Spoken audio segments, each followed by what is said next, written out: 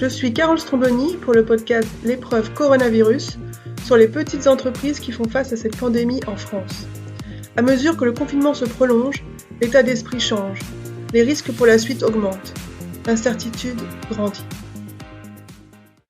Dans cet épisode, Flore Trottmann nous raconte son quotidien de chef d'entreprise du Sens de la Ville au jour 36 du confinement, le 16 avril 2020.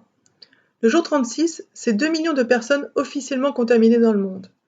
Selon une enquête réalisée par la CPME, c'est aussi presque 60% des PME qui craignent la faillite. Le jour 36, c'est quelques jours après l'annonce du 11 mai comme nouvelle date de fin de confinement en France. Dans cet épisode, on parle coopérative, sens de la ville, télétravail, municipal et contrat social. Mais qu'est-ce que c'est le sens de la ville ? C'est une entreprise qu'on a créée à quelques-uns fin 2015, donc on a bientôt 5 ans, pour faire du conseil en urbanisme. Pour faire simple, aujourd'hui on est 7, on est structuré en coopérative et tous les salariés en CDI sont devenus associés. Notre coopérative, le Sens de la Ville, elle fonctionne de façon assez horizontale. On a la quasi-totalité du bénéfice qui est redistribué entre l'intégralité des salariés.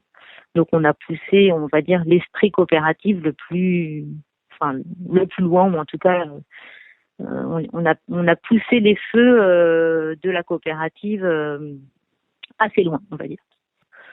Avec cette personne, on peut être dans une forme d'horizontalité un peu souple, efficace, non routinière. On ne s'arrête pas des heures pour parler process, quoi. Le Sens de la Ville, c'est donc cette coopérative horizontale de 7 personnes dans le nord-est parisien, près de Jourdain, qui n'a pas besoin de beaucoup de processus de travail. Néanmoins, on va voir que cette culture de la collaboration, les outils digitaux qui sont déjà utilisés depuis la création de cette coopérative, leur relation avec leurs clients et surtout le sens de la ville, mais le sens qu'ils donnent à la ville et à leur travail, leur permet de traverser cette épreuve individuelle et collective de la meilleure façon possible, étant donné le contexte. On va parler des pertes de chiffre d'affaires et du concret finalement de la vie de cette coopérative. Mais avant cela, voyons comment le confinement a commencé pour elle. Ah oui, c'est un temps qui paraît déjà loin et qui m'a frappée par l'accélération du temps et En fait, on a eu l'une des associées, Daphné, qui était passée par Milan à un moment où on demandait à ceux qui venaient de ces clusters, comme on disait et comme on dit, de s'isoler, de se mettre en quarantaine. Il y a eu une période un peu floue qui a duré quelques jours. Ceux qui venaient d'Italie et en particulier de Lombardie devaient être en quarantaine, et puis au bout de quelques jours on a dit non, finalement c'est plus la peine parce qu'il y avait trop de clusters partout et que du coup tu te souviens de cette période? Oui, un petit peu. Bon voilà, donc il y a eu il y a Daphné qui est rentrée de Milan et en fait le jour de son retour, je me souviens qu'on en rigolait parce qu'en fait il n'y avait pas encore eu l'injonction de mettre en quarantaine ceux qui venaient de Lombardie. Et du coup, on en rigolait, je veux dire, on traitait sa présence un peu en second degré. Je m'approche pas de toi, enfin voilà. Et en 48 heures, en fait, les choses ont basculé, c'est-à-dire qu'il y a eu la consigne officielle de mise en quarantaine de ceux qui venaient de ces clusters. Et là, on savait pas si on devait céder à une espèce si on était en train de céder à un vent de panique et qu'il fallait pas, ou si c'était vachement sérieux. Je me souviens vraiment qu'on était plutôt minoritaire à se dire peut-être en effet elle doit rester chez elle. Ça paraissait un peu irréaliste de lui demander de rester chez elle à ce moment-là. Et donc du coup ça a été notre premier contact à ça. Et puis après il y avait eu le discours de Macron le jeudi soir. En fait moi j'ai même pas envoyé mes enfants le vendredi à l'école. Ça me paraissait un peu fou que en confinement soit retardé comme ça de 4 jours. Je me disais un confinement, plus il est pris tôt, plus il est efficace. Donc, j'ai pas envoyé les enfants à l'école le vendredi matin et on a fait une réunion d'équipe le vendredi matin alors qu'elles sont normalement le lundi matin en se disant qu'est-ce qu'on fait, et on a décidé le vendredi matin de se confiner. Et donc après la réunion à midi, tout le monde est rentré chez soi. Mais on avait un petit décalage, par exemple, avec notre colocataire, là, avec qui on partageait les bureaux. Enfin, on voyait que c'était une période au cours de laquelle les prises de conscience étaient un peu décalées, quoi. Et, enfin, le colocataire en question nous a rejoint dès le lundi, parce qu'en fait, je pense que le vrai coup de prise de conscience pour les gens, ça a été le samedi soir, annonce de la fermeture des commerces. Et jusque-là, ça restait un peu, et ça reste encore un peu d'ailleurs irréaliste, quoi. Parce que le week-end, il y avait encore plein de monde dans les parcs, enfin, voilà. Oui, c'était un week-end, il faisait très beau et tout le monde s'est dit je profite avant que ça soit terminé. Voilà. Ouais. Effectivement, c'était assez particulier. Et du coup, donc vous, dès le vendredi après-midi, vous êtes en télétravail. Est-ce que vous aviez tous les outils digitaux pour télétravailler chez vous? Comment ça s'est passé? Oui, en fait, on télétravaillait déjà assez souvent, hein. Alors plus pour des raisons d'ailleurs de commodité. Enfin, on habite plus ou moins tous dans le quart nord-est parisien, donc il n'y avait pas de vrai enjeu jusque-là, mais c'était un peu pour des raisons d'organisation familiale. Il y a trois associés qui sont parents, et donc on a pris l'habitude un peu depuis toujours de s'organiser au mieux. Voilà, en télétravaillant. Mais j'ai l'impression que les outils digitaux qu'on utilise depuis quasi toujours, on les a pas tellement parce qu'on télétravaille, mais par fluidité d'organisation. On utilise Slack, on utilise Trello, on utilise des Google Sheets et des Google Drive tout le temps. Mais je pense que c'est pas lié au télétravail. C'était plus lié à une efficacité collaborative. Voilà. Donc en effet, tous les outils ils étaient à dispo et le seul qu'on ait eu à trouver entre guillemets, c'était l'outil de visioconf, quoi. Donc on a pris un Whereby payant pour pouvoir aller jusqu'à 12 participants et voilà. Les équipes du Sens de la Ville ont donc les outils collaboratifs et l'habitude de les utiliser. Voyons avec Lucille, qui fait partie de l'équipe, comment elle l'a vécu.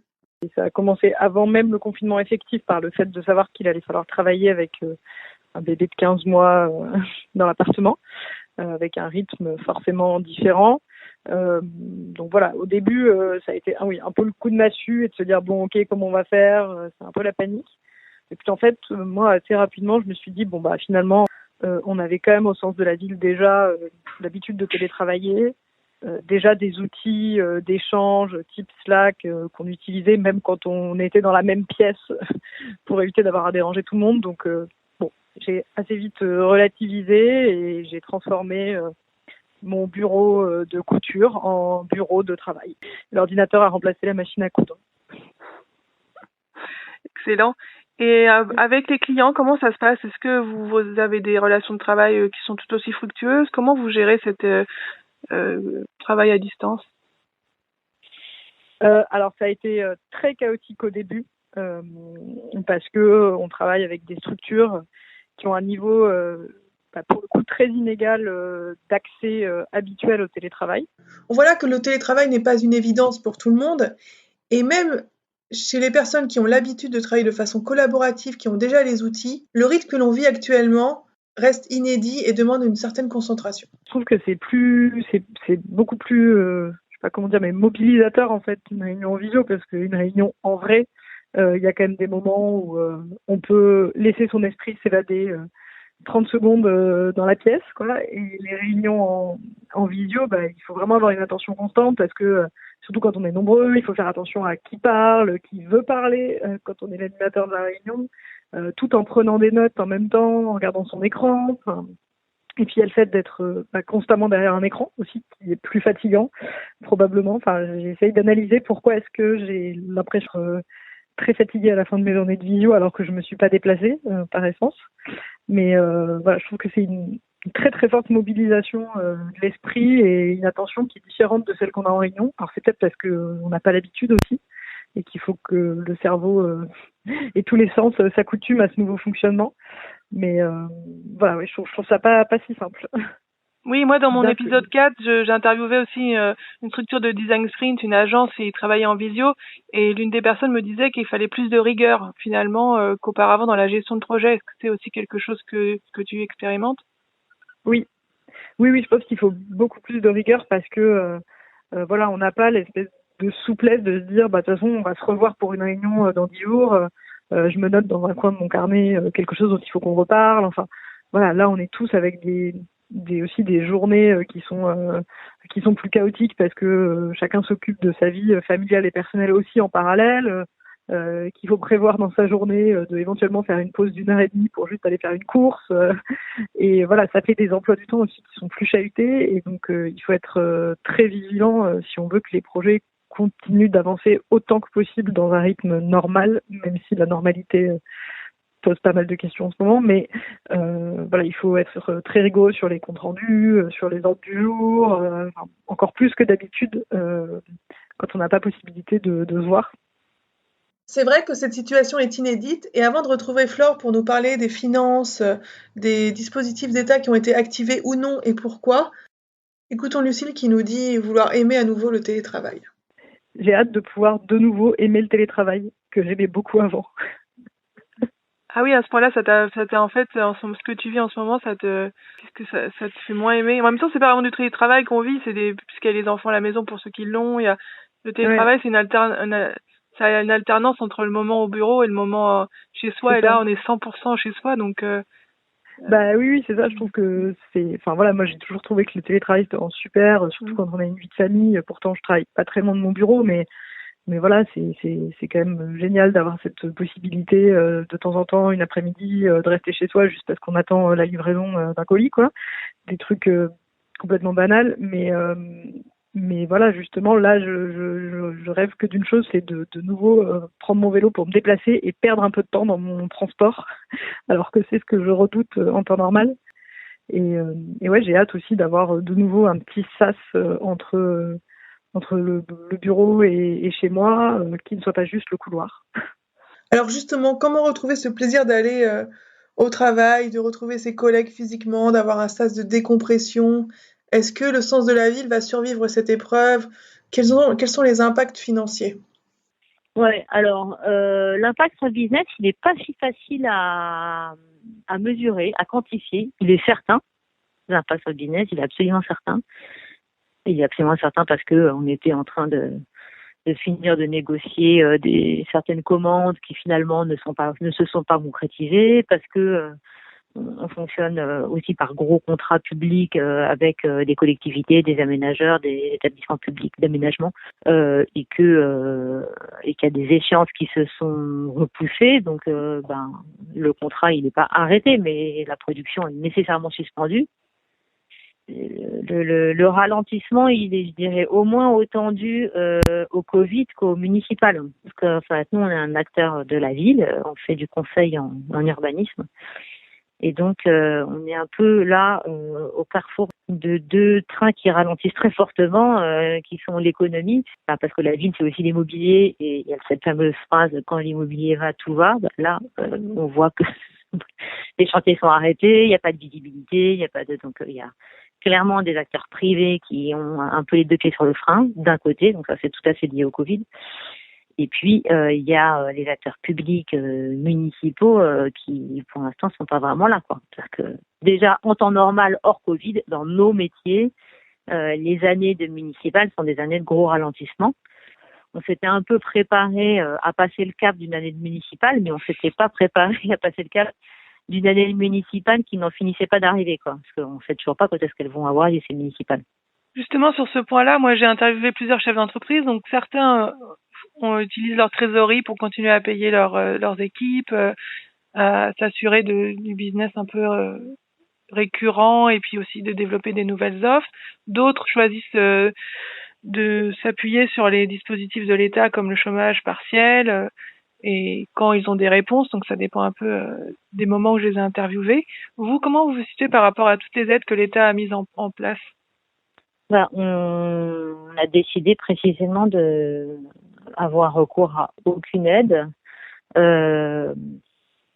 En fait, au moment où on était en train de préparer la clôture de nos comptes 2019, c'est-à-dire maintenant, puisque les comptes se clôturent généralement au printemps en tout cas au plus tard en juin, on validait un résultat très positif pour les comptes 2019 qui faisait qu'on pouvait se verser des participations assez confortables pour 2019 et à peu près au même moment, en même temps, comme dirait l'autre, et en même temps qu'on se versait potentiellement des participations confortables, on pouvait actionner le dispositif de chômage partiel. Du coup, on a décidé de ne pas y avoir recours. Donc, on n'a pas eu recours au chômage partiel, pas eu recours au report de charges. Le seul dispositif qu'on a actionné pour 2 semaines pour l'instant, les 2 dernières semaines de mars, c'est d'avoir recours à un congé exceptionnel pour garde d'enfants, beaucoup moins intéressant financièrement que le chômage partiel, puisque l'employeur en finance la moitié, mais qui nous semblait plus juste par rapport à notre situation, puisque, comme je disais tout à l'heure, on est 3 parents dans des situations où on doit effectivement vraiment faire place à la maison. Puisque moi, mon conjoint est prof et qu'il est prof au lycée et il bossait de fait pas mal. L'un des autres associés, là, son incité prof a été mobilisé pour les enfants de soignants. Enfin voilà, donc on était pour de vrai à la fois en télétravail et à la fois devant dégager de larges plages horaires pour faire classe à la maison. Donc ça nous a semblé juste de prendre un congé pour garde d'enfants. Mais si je comprends bien, vous avez tous du travail là. Il y a pour l'instant vos clients, vous continuez à échanger avec vous, vous êtes sur vos études, il n'y a pas eu d'arrêt dans le travail, mais il y a de l'incertitude sur les futurs paiements ou... On a tous du travail en partie parce que une partie des missions continuent et en partie parce que du coup on s'est mis à beaucoup développer quoi. Donc ça nous occupe. C'est-à-dire que les commandes, notamment privées, qu'on était sur le point de signer en février et qui finalement se sont pas concrétisées, on a, au lieu de travailler du coup dans le cadre d'une mission rémunérée, puisque les contrats n'étaient pas signés, on s'est mis à répondre à des appels d'offres, à des consultations. Donc ça, c'est pas du travail rémunéré pour l'instant, c'est du travail de développement, quoi. Notre stratégie de développement, elle passe quand même, elle est toujours passée en fait par des publications, des participations à des conférences, des participations à des recherches qui nous donnent une forme de visibilité sur certains sujets. Généralement, c'est comme ça qu'on se fait, nous, démarcher parce qu'on est visible sur tel ou tel sujet.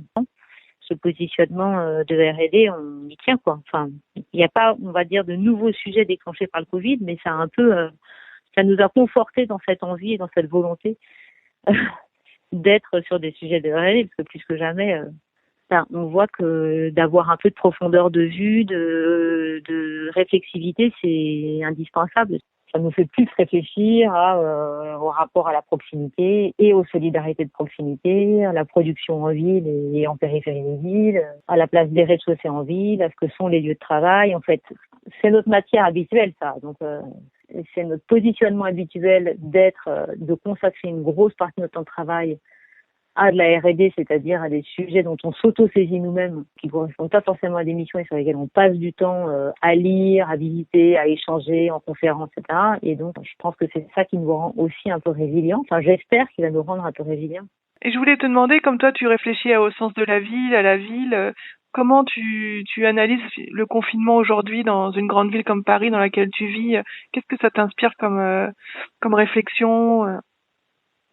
Je sais pas si ça m'inspire plein de réflexions, mais en tout cas, ça m'a fait faire complètement le deuil d'un espoir de sauvetage de la planète par des changements de comportement individuels. J'y crois plus du tout.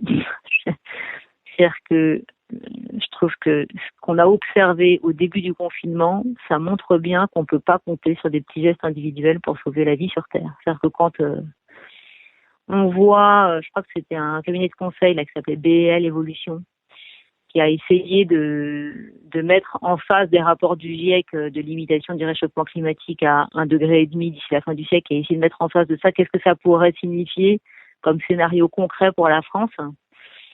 Et j'avais retenu quelques chiffres. Alors, il fallait diviser par 3 les flux vidéo sur Internet d'ici 2030, limiter à 1 kilo de vêtements neufs mis sur le marché par an et par personne. On est à 10 en ce moment. Interdire tout vol hors Europe qui soit non justifié, supprimer les vols intérieurs en France. Enfin, on était pour respecter ces 1,5 degrés, 1,5 degré, pardon. Il fallait vraiment rentrer dans une économie de rationnement, quoi. Je ne sais pas si c'est le seul chemin, mais en tout cas, je vois bien que, étant donné l'urgence des délais climatiques, tout simplement, ça va pas se faire parce que on va manger un peu moins de viande, parce qu'on va prendre un peu moins l'avion, chose que je fais moi-même parce que je sais pas faire autrement. Mais je veux dire, de penser que c'est comme ça qu'on va trouver la solution, je n'y crois pas du tout. Et je pense que ça a été ça pour moi le premier déclic que j'avais déjà plus ou moins eu avant, mais plutôt confort. Enfin, j'étais tout à fait confortée dans cette idée que ça se jouait beaucoup plus clairement dans une politique, une vraie, et pas des mesures de complaisance vis-à-vis de sphère économique, et un vrai rapport de force un peu plus radical que ce qu'on observe, quoi. En fait, je pense qu'on n'a pas du tout fini quand on parle d'efforts de solidarité nationale. Moi, c'est ça qui me choque beaucoup, c'est-à-dire qu'on va vers une récession, c'est sûr.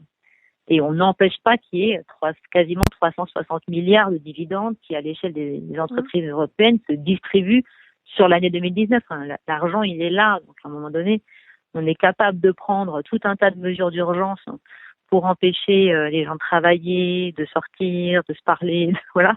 Mais manifestement, on n'est pas capable de prendre des mesures d'urgence pour empêcher certaines entreprises de se gaver, quoi. Donc, ça, voilà, il y a quelque chose qui me met en colère dans ce confinement. J'ai l'impression qu'on ne vise pas, on s'endort autour de mots de solidarité nationale, mais on ne parle pas vraiment encore de qui paye. On a continué d'échanger avec Flore sur ces sujets de contrat social, de solidarité, de décision politique au niveau de la France et du monde.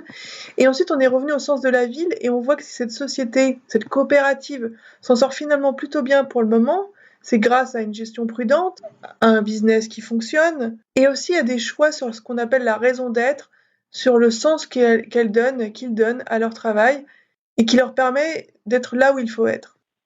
J'ai le sentiment en étant sur un positionnement que on réinterroge à peu près tout le temps, qu'on réalimente à peu près tout le temps, et qu'on est sur des valeurs d'usage, de partage, de résilience, je pense que les convictions qui président à nos interventions dans notre petit domaine, qui est celui de l'urbain, on n'a de cesse de poursuivre ces convictions-là dans nos missions de conseil. Et j'ai l'impression qu'on est quand même au bon endroit et qu'on se trompe pas de positionnement. Et que l'histoire nous donne plutôt raison. Donc c'est peut-être ça qu'effectivement, ou c'est peut-être une nature optimiste, j'en sais rien. Mais j'ai l'impression que plus les crises passent et plus le temps passe, plus l'histoire va nous dicter de partager les décisions entre usagers, d'élargir les gouvernances, de redonner du pouvoir au local. Et en fait, c'est le mantra qu'on poursuit depuis la fondation du Sens de la Ville, et avec des partenariats de recherche autour de ces sujets-là. Donc on essaye d'être au point, voilà, sur ces enjeux. Donc j'espère que ça nous rendra résilients. Après, et ce qui nous rend résilients aussi, c'est notre structure coopérative, quoi. C'est-à-dire qu'avant de couper des emplois, on pensera à des solutions collectives, quoi. De temps partiel généralisé, que notre structuration collective, coopérative, horizontale, on a toujours partagé des décisions, débattues, ça nous rend aussi assez résilients, quoi. Ce que je trouve pas rassurant, c'est l'absence de lisibilité des interlocuteurs, notamment privés, qu'on a en face de nous et qui deviennent extrêmement frileux. Et ça, on voit, même quand on ressortira avec ou sans masque, même pas ça, c'est la dynamique de récession que moi j'ai encore jamais connue en tant que chef d'entreprise. Et ça pourra faire l'objet d'un deuxième épisode peut-être pour suivre les aventures du sens de la vie une fois qu'on sera sorti de ce confinement. En tout cas, vous allez voir, c'est le moment astrologie, énéagramme, MBTI. Et là, il va y avoir un blanc. Donc dans mon podcast, je parle des signes astrologiques, de l'énéagramme, des MBTI, pour essayer un peu qui sont des grilles de lecture, un peu des personnalités au travail et personnel. Toi, qu'est-ce que tu peux me dire de ton signe astrologique, par exemple? Est-ce que c'est quelque chose auquel tu t'intéresses? Non, mais alors pas du tout. Je suis désolée, mais je suis pas du tout branchée signe astrologique. Je peux te dire que je suis Bélier et à part ça, je sais rien. Pas de chance pour moi, mais en creusant un peu, on a quand même réussi à trouver quelque chose. Non, mais je veux dire, c'est vrai qu'on dit que les Béliers, on a l'image, la tête baissée en avant et le terme fonceuse pour me caractériser est déjà venu, hein. Donc voilà. S'il faut dire quelque chose, je peux dire ça, mais vraiment, c'est pas du tout ma came. Mais ça, ce côté fonceuse, ça te correspond? Bah, apparemment. Mais on n'est jamais univoque, hein, donc manifestement en partie. Ouais.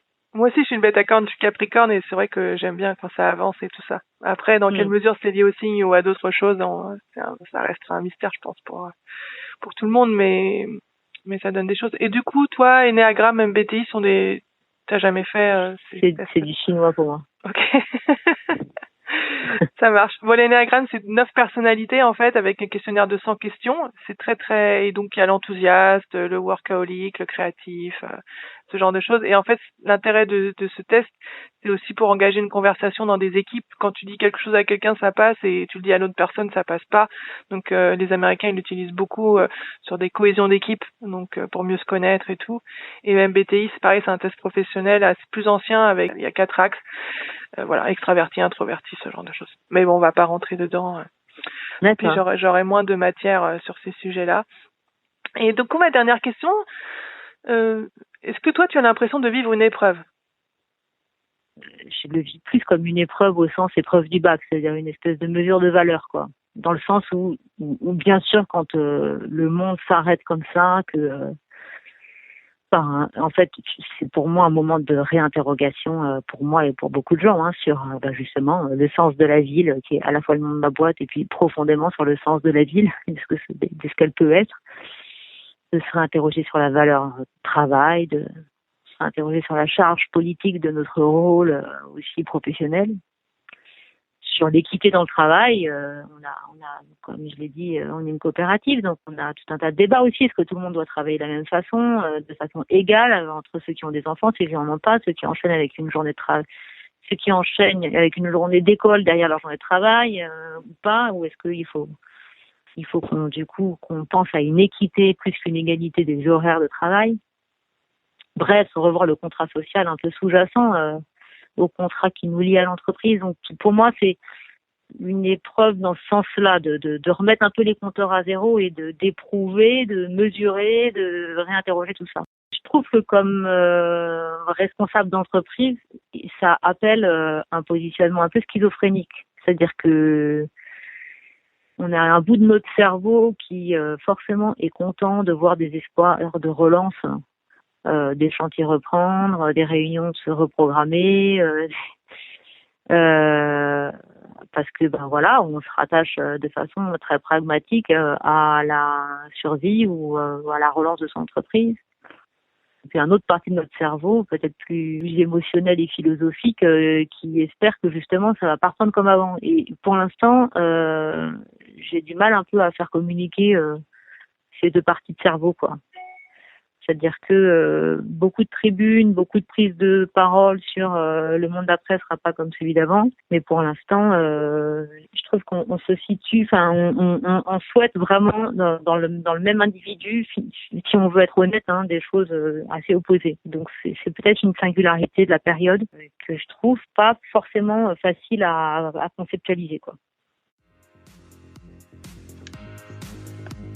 Merci. C'était Carole Stromboni pour le podcast L'épreuve, interview, enregistrement et montage par moi-même, musique par Grégory Kahn. Si vous avez aimé cet épisode, cliquez sur les 5 étoiles si vous êtes sur iTunes, abonnez-vous sur votre plateforme de podcast préférée et venez me voir sur mon site www.carolestromboni.com/ site/podcast. C'est là que vous aurez plus d'infos sur les épisodes passés à venir. Vous pourrez aussi contribuer financièrement pour soutenir ce podcast si vous voulez, si vous pouvez. Les épisodes resteront gratuits quoi qu'il arrive. Vous pouvez aussi m'envoyer une question orale en pièce jointe à carole@carolstromboni.com pour un futur épisode de questions-réponses. À bientôt et bon courage pour cette épreuve que nous traversons. Serrons-nous les coudes.